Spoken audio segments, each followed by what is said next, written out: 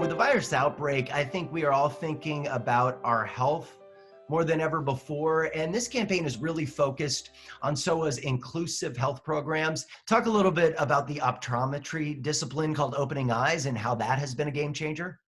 Yeah, well, I think when we talk about inclusive health, which is more and more important to us, we're learning that it's much more about the whole environment and the relationship between our athletes and medical providers and offices and things like that. So you see things like the physical setup of a doctor's office. Is that physical setup something that is intimidating to someone who may not understand what's going on or whatever? Are there instructions that they can understand, either simple language or photo instructions, about what they should be doing, so that the person that has a disability isn't always relying on someone else to interpret? The more we can make those kind of medical situations, things where they're active and they're participating and they're meaningful and they can give their feedback, the better it is. But what they did in the Opening Eyes discipline was they realized this problem, that our athletes have learned over time that a great survival skill is to tell us what they think we want to hear. So they would just say stuff. And then, of course, the doctor would give the wrong diagnosis. So we switched it. So now it's my partner over here is going to point to a shape, and I want you to point to it on this little card right in front of you. You tell us what they are pointing to. Completely changed the game. 75% of our athletes had the wrong glasses because the tests were just not done right. Really, it's just listening to people and caring. How do we get our healthcare professionals to prioritize treatment of those with intellectual and developmental disabilities? What Dave just described was many of these individuals had glasses. 75% of them had the wrong glasses, right? I mean, that to me is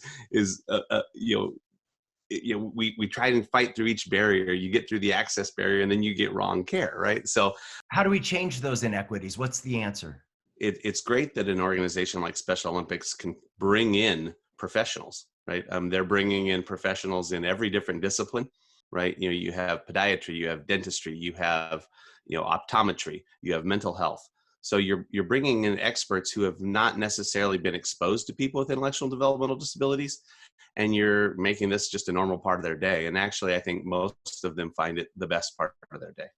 And I think that's what's happening, right? When you're bringing these people in, they're going back to their clinics and you're improving access and you're improving appropriateness.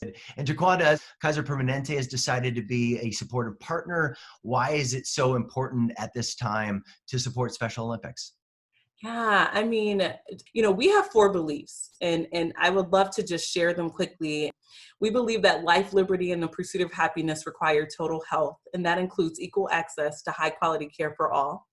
We believe that total health is more than freedom from physical affliction.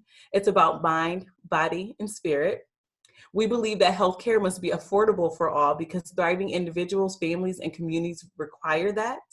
And we believe in a healthy and engaged life with good beginnings and dignified endings.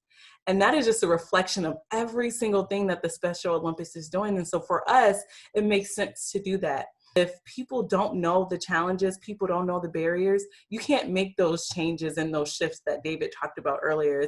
It's great, we're here, I'm here to get care, but if people aren't aware and don't have knowledge around some of the barriers that are faced, it doesn't help us get to solutions.